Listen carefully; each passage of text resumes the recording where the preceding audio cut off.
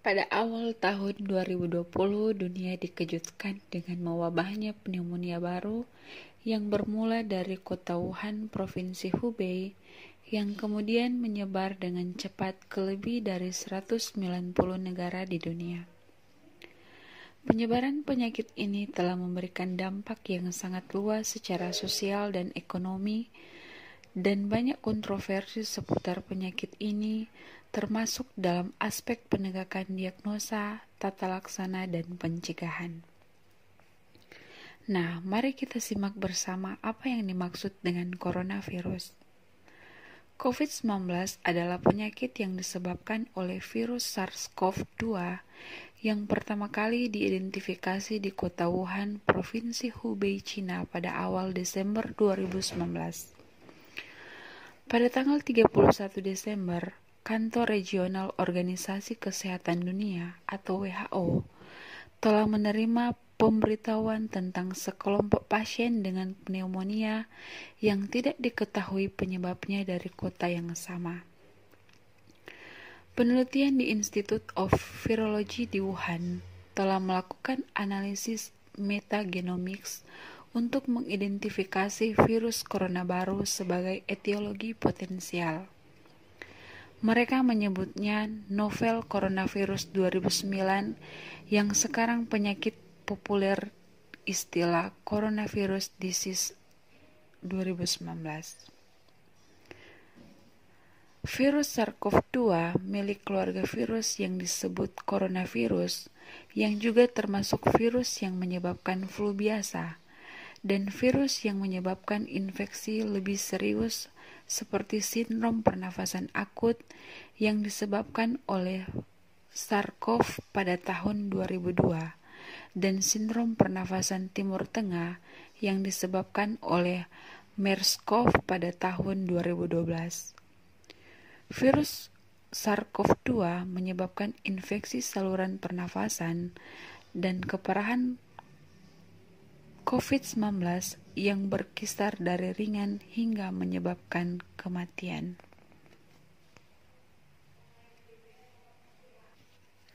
Gejala yang timbul atau muncul pada COVID-19 seperti batuk kering, demam lebih dari 38 derajat Celcius, sesak napas, yang diperkirakan gejala dapat muncul antara 2-14 hari setelah paparan.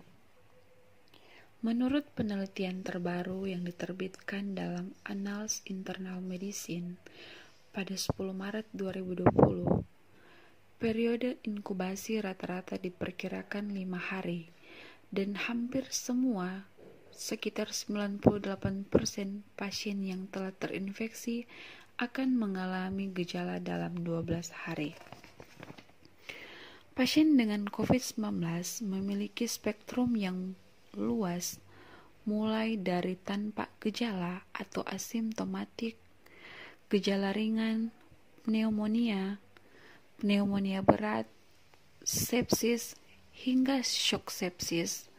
Dan gejala ringan didefinisikan sebagai pasien dengan infeksi akut saluran nafas atas tanpa komplikasi yang disertai batuk dengan atau tanpa lendir, anoreksia atau susah makan, nyeri tenggorokan, sakit kepala, tetapi ada juga beberapa pasien yang mengeluhkan diare bahkan muntah.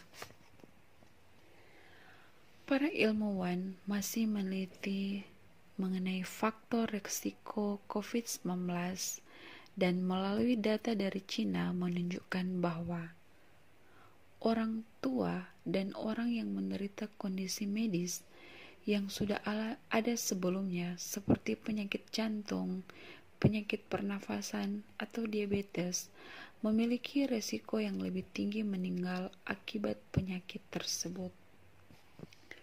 COVID-19 ini memaksakan hampir semua orang tetap berada di dalam rumah, termasuk kaum lanjut usia.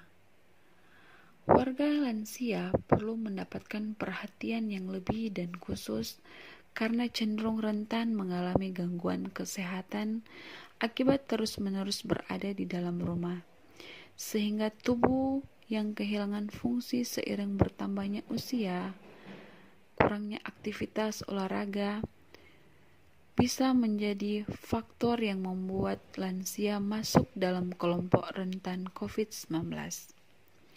Lansia yang dimaksud adalah mereka yang berusia 60 tahun ke atas dan perlu lebih diwaspadai apabila ada kombinasi seperti lansia yang memiliki riwayat penyakit tertentu, yakni hipertensi atau pengidap darah tinggi, penyakit jantung, penyakit paru, dan diabetes.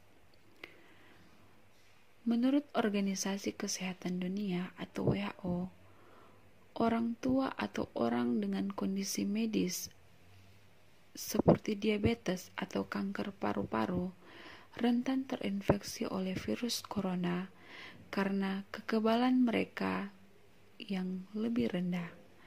Mereka juga bisa 2 kali lebih mungkin mendapatkan komplikasi kesehatan yang serius jika terkena virus corona. Nah, bagaimana cara melindungi orang tua dari COVID-19? Di sini ada 8 cara melindungi orang tua dari kemungkinan terinfeksi virus corona. Yang pertama, batalkan rencana bepergian. Pusat Pengendalian dan Perencanaan Penyakit di Amerika Serikat menyarankan anggota keluarga untuk tidak membuat rencana perjalanan bagi lansia, atau jika sudah dibuat, sebaiknya ditunda dulu. Hal itu karena perjalanan ke tempat-tempat umum sangat beresiko. Yang kedua, hindari pertemuan sosial. Pertemuan sosial juga memungkinkan orang atau lansia dapat menyentuh benda-benda yang terinfeksi oleh virus corona sehingga berpotensi dapat terjangkit atau menyebabkan virus. Yang ketiga, tunda mengunjungi cucu. Jika lansia terkena virus corona dan mengunjungi cucu-cucu, ada kemungkinan mereka akan menularkan virus tersebut. Yang keempat, batalkan janji bertemu dokter apabila tidak urgent. Lansia bisa jadi menghadapi banyak persoalan kesehatan, sehingga pemeriksaan rutin sangat penting untuk kesehatan mereka. Namun, disarankan untuk lansia agar berhati-hati saat mengunjungi dokter untuk terapi fisik atau sesi kesehatan apapun. Cobalah untuk menunda dan hanya mengunjungi dokter apabila sangat mendesak. Yang kelima, manfaatkan kecanggihan teknologi. Orang-orang di sekitar lansia harus memastikan bahwa mereka tidak merasa sendirian dan tetap bahagia, yang dapat dilakukan dengan mengatur pertemuan virtual seperti Skype atau panggilan video call dengan teman atau kerabat mereka, sehingga kesepian tidak akan mempengaruhi kondisi pikiran para lansia. Yang keenam, perhatian kebersihan pendamping. Kebersihan perawat pendamping yang selama ini merawat orang tua atau lansia, kakek nenek Anda, sama pentingnya dengan para lansia. Pastikan kebersihan perawat selama menjalankan tugasnya. Pastikan juga mereka mencuci tangan dengan benar dan tidak mengunjungi daerah yang terinfeksi. Yang ketujuh, larangan ke panti jompo. Panti jompo dimaksudkan untuk memberikan perawatan dan perhatian yang tepat kepada para lansia, serta memantau kesehatan rutin mereka. Lantaran, lansia lebih rentan terhadap virus. Yang kedelapan, jangan ubah rutinitas.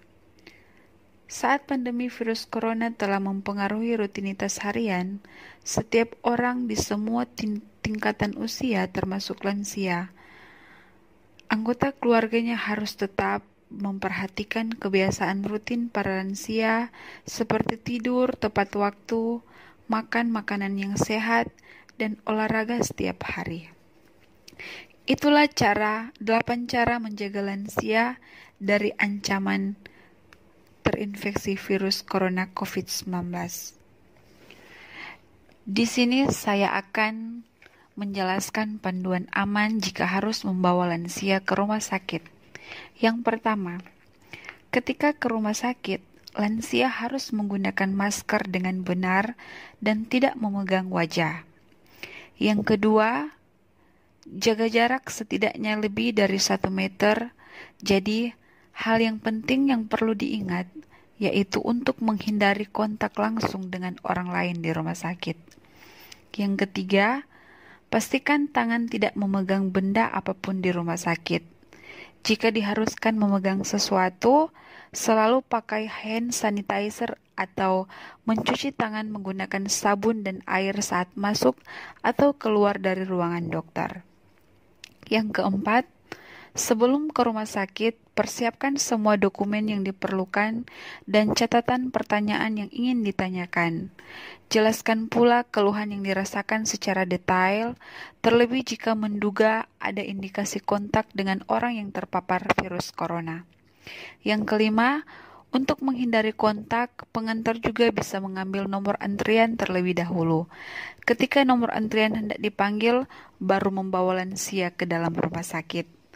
Yang keenam, bawalah makanan dan minuman dari rumah agar tidak membeli di kantin rumah sakit.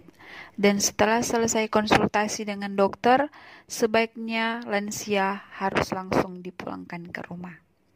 Itulah panduan aman jika harus membawa lansia ke rumah sakit. Nah, saat ini juga saya akan memberikan edukasi terakhir untuk lansia. Tips menjaga lansia agar tetap sehat selama karantina. Yang pertama, asupan makan teratur dan bergizi. Asupan makanan teratur dan bergizi di sini yaitu makanan yang membantu memperoleh asupan vitamin, mineral, dan mikronutrisi seperti susu, sayur, buah-buahan yang dapat mendukung sistem kekebalan tubuh atau imun. Yang kedua, bergerak. Bergerak di sini maksudnya seperti olahraga ringan seperti senam, yoga. Ketiga, konsultasi via telepon, yaitu untuk mencegah penularan virus, dihimbau agar lansia tidak harus ke rumah sakit, tetapi sebaliknya menggunakan konsultasi via video call, face to face dengan dokter, atau menggunakan via telepon. Yang keempat, jaga interaksi sosial. Jadi disarankan lansia untuk mengatur jadwal menggunakan video call dengan keluarga, bermain game online dengan teman. Dan yang kelima, stimulasi otak. Jadi disarankan coba untuk melakukan permainan yang menstimulasi otak seperti kartu atau teka-teki silang. Lansia pun bisa diajak melakukan hal baru seperti berkebun, menjahit, menyulam, dan lain-lain. Itulah tips menjaga lansia agar tetap sehat selama karantina. Nah, itu tadi penjelasan mengenai coronavirus dengan cara pencegahan pada kelompok usia lansia. Jika video ini bermanfaat, silakan di-share ke teman-teman atau keluarga. Terima kasih.